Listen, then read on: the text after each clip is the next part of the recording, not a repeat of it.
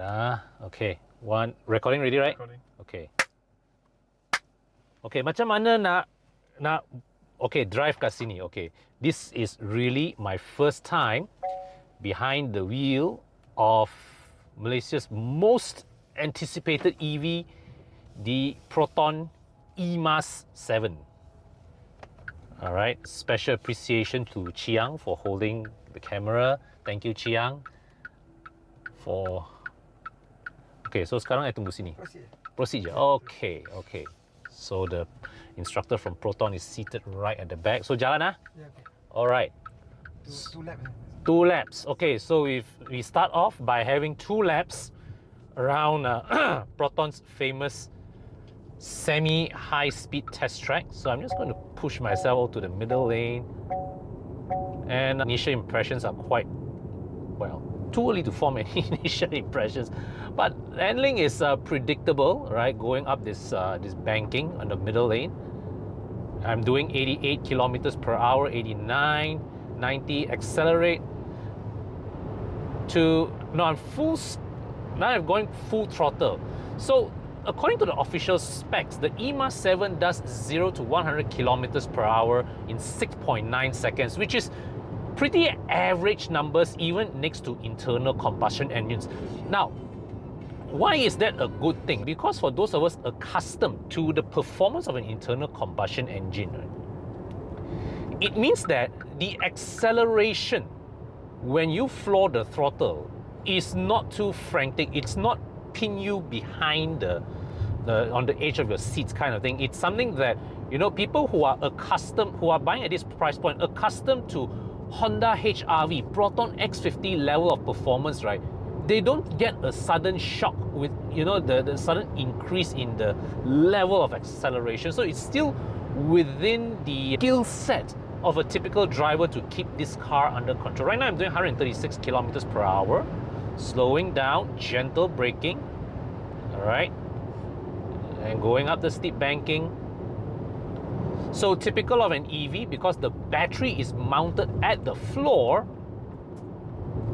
all right, so the car is very, very planted at speed. Okay, so now let me just... Dah kena exit kan? Yeah, you boleh masuk inner track terus. Alright, inner track. So gentle braking, going in. Okay, so as I am making this turn on flat ground, which is the kind of terrain that we normally face, there is some body roll. Now, see, the thing is that a lot of people, when assessing, okay, that's the ADAS system, assessing vehicle handling, right, they focus on, oh, less body roll means it's good.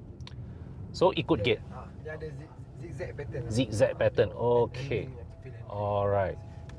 We're focused on oh, less body roll is a good thing, but my argument always is that some form of body roll is not bad, because it is the body roll that is what allows you to judge the car's behavior, the available grip level. And some form of body roll allows the car to dissipate its momentum, and therefore it gives you that ability to maintain some form of flow, all right, when you are dancing around corners. So, you know, when you allow a bit of body roll, there's a sense of flow to the car's movements. Okay, so the brakes are easy enough to modulate, right? This being my first time driving this car, I have not had an occasion where I was caught by surprise by the brakes. A lot of times when especially the new generation of EVs, when EVs was still a relatively new thing, yeah, and hybrids for that matter, brake modulation was a challenge. Okay, you pergi dekat gate depan. Pergi dekat gate depan. Oh, okay. Performance dan juga braking test. Okay, yang belah kiri ni yang belah tengah ni Tengah-tengah. Okay. So sini you boleh switch to sport mode. Okay, macam mana switch to sport mode? Menu button tengah yang ada 4 tu dekat screen. Okay, yang ini. Menu vehicle setting. Okay. Tu. Okay dah. Okay, dah sport mode Okay, so dah boleh lenjan dah? Boleh. Okay, so I'm 0 kilometers per hour and full throttle. Now, some of you would have seen me do the 0 to 100 kilometer acceleration video in the Porsche Taycan. This is nowhere near as frenetic, but that being said, just now as I observed, when the speedometer hit about 110, 120 kilometers per hour, there was a second wind of acceleration. It was like the car was ready to unleash another wave of acceleration before the fun was cut short by the length of the track. Hari ni kereta ni dah berapa kali launch dah? Pagi tadi berapa sesi? Banyak kali juga. Banyak kali. So this car has been whacked over and over again. Yeah, so just now I saw earlier, tadi berapa what was the SOC. bukan, dia punya macam mana nak check dia punya battery status, energy 175 kilometers of range. Sebab pagi tadi saya straight. Parking kat. Oh, okay, parking depan sana. So after this kita jump to BYD Yeah. All right. One of the most important lessons that I learned in my brief journey of entrepreneurship is that a key ingredient of a successful business is not how much it costs to start, but whether you can afford to keep the lights on every month. So for newbie entrepreneurs, myself included, it is therefore essential that whatever business that we venture in, it should be one where the monthly operating cost is as low as possible. And I have just found one such business. Now, let me disclaim, I am not promoting an investment. This is not a get-rich-quick scheme. This is an opportunity to build a business. You do the work today in order to be paid perpetually in the future. Now, there's no guarantee of success, but you are looking at a business where your best case scenario is hitting 5-figure months within a year. Your worst case scenario, you earn nothing, but without burning money every month. So this is a business model made for regular people. Not everybody is suitable for it. So if you are ready to embark on a project that will change your life, change the way you make money, I invite you to fill up a form in the description section below and we'll be in touch. I'm looking for 3 candidates from across Malaysia and Singapore to launch a new team this month. And with any luck, you and I can be business partners soon. And now, back to the video. So, now we are going to repeat the same exercise earlier in the BYD Atto 3. Okay, and the Atto 3 is a car that I tested quite some time ago, had a rather overall positive experience. And yeah, off we go. Okay, so first impression immediately off the starting, right? The Atto 3's suspension lets in a bit more of the surface imperfections, all right, into the cabin.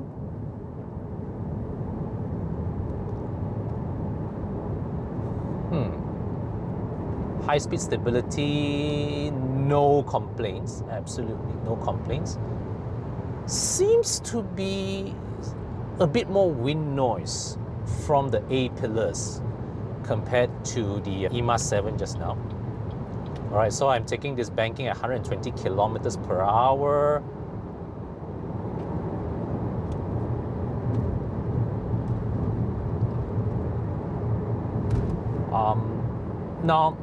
No complaints. I mean, this is an area where, you know, neither the e.Mas 7 nor the Atto 3 can exert any superiority.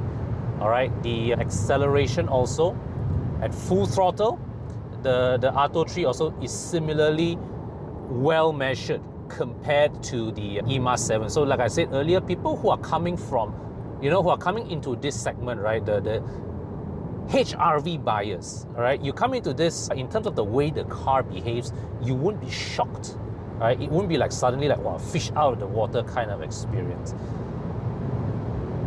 But I do say that the way it picks up speed, all right, I think from what I see, the digits that I'm reading on the instrument cluster, I am consistently clocking higher speeds here in the Atto 3 versus the e.Mas 7. Okay, not saying that's a good thing or bad thing, but it just is.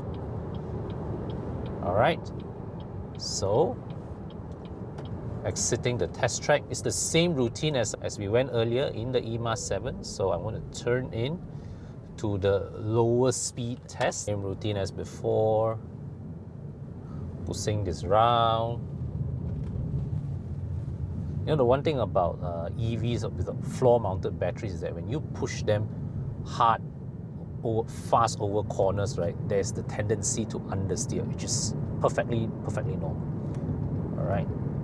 Okay, so one thing I noticed, there's a bit more, slightly more body roll here compared to the e.Mas 7. So let's go into the slalom, the swivel.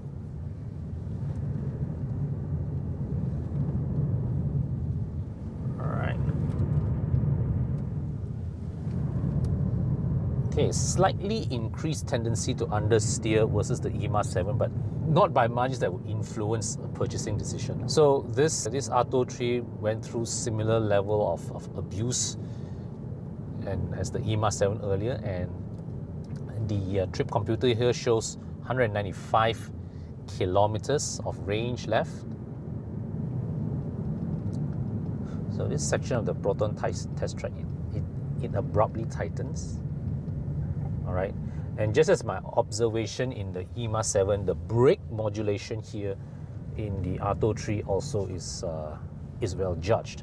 So what we can conclude is that, you know, the current crop of Chinese developed EVs, okay, let's not beat around the bush, right? All these EVs developed with Chinese know-how, they have gotten the art of making these EVs drivable by regular people nailed down. Okay, full acceleration, huh? All right, full throttle. Oh, okay, wheel spin, and I felt a bit of torque steer. So just now in the e.Mas 7, at this point I was hitting 120 kilometers per hour, 120 plus kilometers per hour. All right, as a moderate braking pressure. All right, this is just as well judged, but strangely, right, on the test track just now, I was averaging higher speed in this. But when you go full throttle, the performance is about on par. So what it shows to me is that, without looking at the figures on the catalog, right, performance-wise, the e.Mas 7 and the Atto 3 is on par, but somehow pakat luar, the way the car is tuned, yeah, the e.Mas 7 seems to deliver its power in a slightly more conservative fashion, because somehow in my natural driving condition over at this test track, I was doing faster in this car versus the e.Mas 7. All right, so reach the end of our test drive.